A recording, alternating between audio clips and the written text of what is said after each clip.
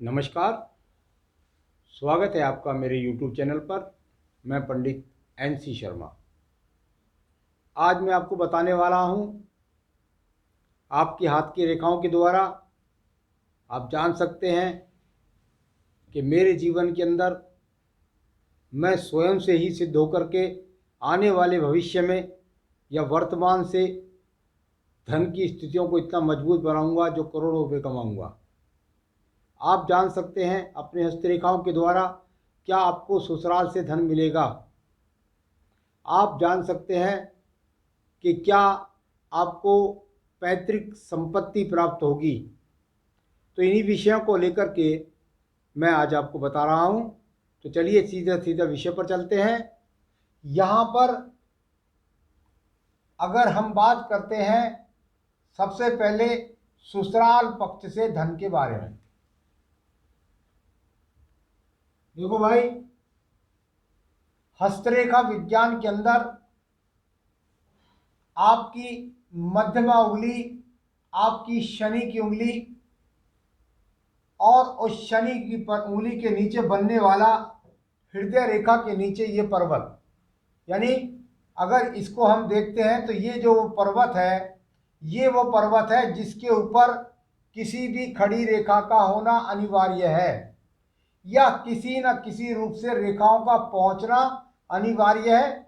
यदि इस पर्वत के ऊपर आपके कोई भी रेखा नहीं है तो भूल जाइएगा कि आपको ससुराल से या पैतृक संपत्ति या लॉटरी या मेहनत से भी धन की प्राप्ति होगी। यानी इस पर कहीं ना कहीं किसी ना किसी रूप से, चाहे आड़ी रेखा के रूप में हो, चाहे खड़ी रेखा के रूप में हो, चाहे नीचे से पहुंचने वाली रेखा के रूप में हो, परंतु शनि पर्वत से धन पर्वत पर रेखाएं खड़ी होनी जरूरी है, पहुंचनी अनिवार्य है।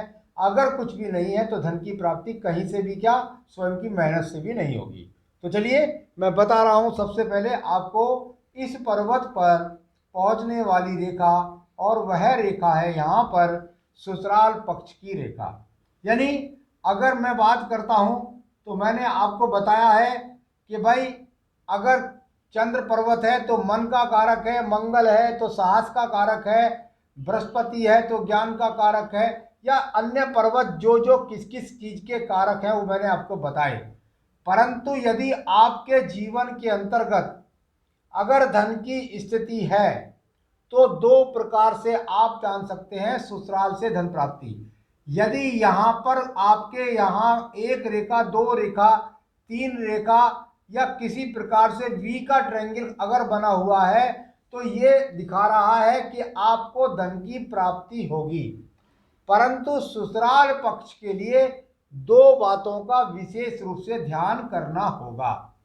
सबसे पहले यहां पर आपके विवाह रेखा होती है, ये विवाह रेखा होती है, और यदि शुक्र पर्वत से, यानी इस पर्वत से निकल करके और यहां बुध पर्वत पर विवाह रेखा को कोई टच करती है या आपके बुध पर्वत पर कोई रेखा पहुंचती है तो यह इस बात को घोषित करती है कि व्यक्ति को अपने जीवन में पत्नी का भी सहयोग मिलेगा, जॉब का पत्नी का सहयोग मिलेगा, पत्नी के साथ साथ व्यक्ति को ससुराल पक्ष से धन मिलेगा।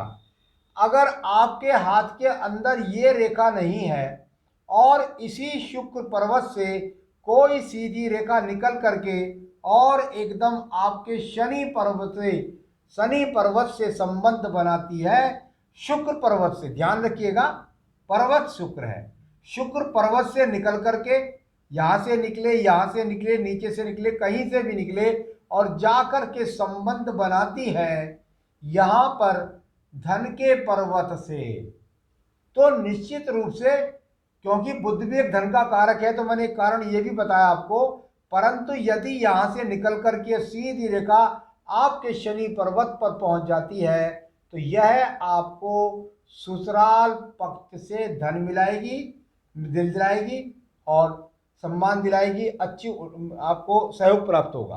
तो चलिए अगला विषय पर चलते हैं।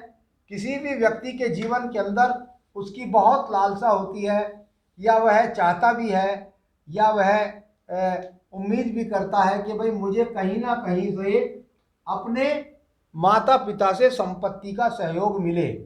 तो अगर बात करते हैं संपत्ति की, तो संपत्ति के लिए मैंने आपको पहले ही बताया है कि यहाँ पर कहीं ना कहीं आपके शनि पर्वत से संबंध, जब तक कोई भी रेखा सीधा सीधा यहाँ इस पर्वत पर नहीं पहुँचेगी तब तक उस पक्ष के द्वारा धन की प्राप्ति नहीं होगी। तो यहाँ पर यदि देखते हैं तो आपके पास ये आपकी आयु रेखा है। इस आयु रेखा के बिल्कुल अगर मैं कहूं तो समकक्ष यहां से, या अगर देखेंगे तो थोड़ा बहुत दूर से हो सकती है। कुल मिलाकर के यहां से यदि कोई रेखा निकल करके और सीधा सीधा आपके शनि पर्वत से संबंध बनाती है, ये अपने आप में इस बात की उद्घोषक है कि आपके जीवन के अंतर्गत आपको यहाँ मणिबंध से निकलेगी। कभी कभी मणिबंध से यहाँ सा निकल करके और थोड़ा सा कोई सपोर्टिंग रेखा भी साथ में आती है। तो यहाँ किसी भी प्रकार से है, चाहे वो घुमावदार रूप में हो चाहे वह खड़े रूप में हो, लेकिन उसका संबंध आयु रेखा के इस पक्ष के आसपास से निकलता है, तो निश्चित रूप से व्यक्ति को पैतृक संपत्ति प्राप्त होती है, पैतृक मकान प्राप्त होता है, पैतृक सहयोग प्राप्त होता है। कितनी बार आपने देखा होगा कि यहाँ से इसमें से कोई शाखा या तो जुड़ जाए इस रेखा के अंदर इस प्रकार से, और यदि वो इस प्रकार से नहीं जुड़ती और साथ ही साथ कम देखने में आती है, ज़्यादातर तो यहाँ पर जुड़ी हुई दिखाई देती है। यानी एक रेखा ये यहाँ और साथ के साथ जहाँ आपकी पितृपक्ष की रेखा निकल रही है तो इसके साइड के पक्ष से अधिकतर मिलती है। यहाँ पर यदि ये इस प्रकार से नहीं मिल रही है और एक स्वतंत्र रेखा के रूप में ही यहाँ से कोई रेखा निकल करके और सीधा सीधा आपके शनि पर्वत से संबंध बनाती है, तो इसमें फर्क हो गया। यदि डबल रेखा है या डबल रेखा ना होकर के, मैंने आपको बताया कि यहाँ पर ये रेखा डबल वाली नहीं है और साथ ही साथ इसी की एक और शाखा यहाँ पर जाकर के इस प्रकार साइड से मिल जाती है, तो इसका कैसे मतलब समझना चाहिए। समझिए किस प्रकार से, एक मैं कह रहा हूँ पैतृक संपत्ति मिलेगी, ये रेखा मैंने बोली कि भाई ये पैतृक संपत्ति नहीं, ये आपको अपने बाबा परदादा की संपत्ति भी मिलेगी। यानी कई पीढ़ियों से चलता हुआ जो आपका आ रहा है धन का आगमन वो आपको मिलेगा।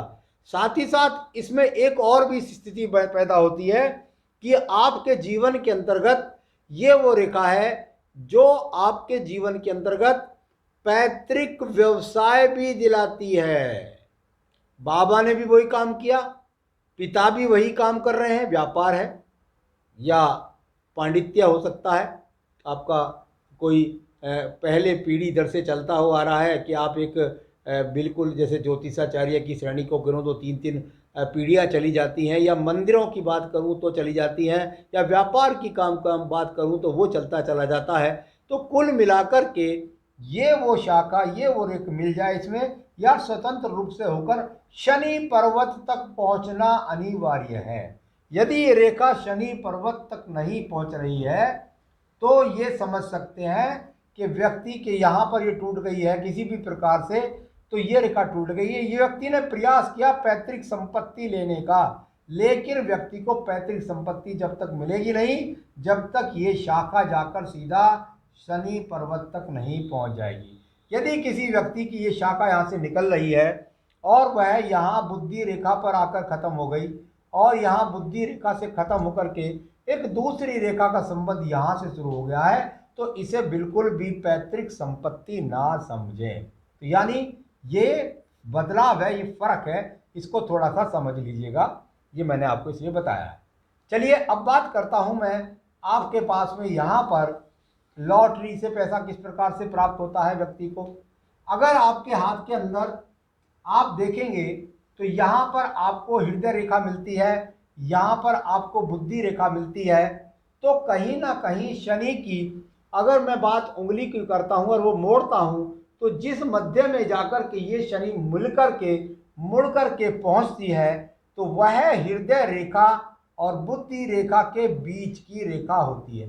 ये पर्वत होता है। यहाँ पर जाकर के ये एक पर्वत होता है राहु का पर्वत। यदि आपके राहु के पर्वत से ही कोई रेखा उदय हुई है, ध्यान रखें, पीछे से नहीं, आगे से नहीं, सिर्फ यहीं से ये रेखा पैदा हुई है और जाकर के सीधा यहां पर मिल रही है, तो ये यहां इस बात को उद्घोषक हो गई कि व्यक्ति को अचानक धन की प्राप्ति होगी। अचानक धन की प्राप्ति लॉटरी से भी होती है, लोग स्मगलिंग भी करते हैं, चोरी भी करते हैं, वो अलग विषय है। लेकिन यदि इस प्रकार की रेखा है या यहाँ पर अगर आपको दिखाई दे कि किसी प्रकार की कोई मछली का सा चिन्ह यहाँ पर बना और उस चिन्ह से निकल करके कोई शाखा यहाँ पर गई, तो ये लॉटरी से धन, अचानक धन की प्राप्ति, सड़क पर पैसे पाना, इस तरह के सिंबल्स को दिखलाती है। संबंध बनना चाहिए शनि पर्वत से अवश्य। तो ये अपने आप में आपको जानना होगा एक रेखा कारण। दूसरा तीसरा कारण है आपका, ये बहुत इंपॉर्टेंट विषय है कि क्या हम अपनी मेहनत से ही धन कमाएंगे, अपने प्रयास से ही हम करोड़पति बनेंगे।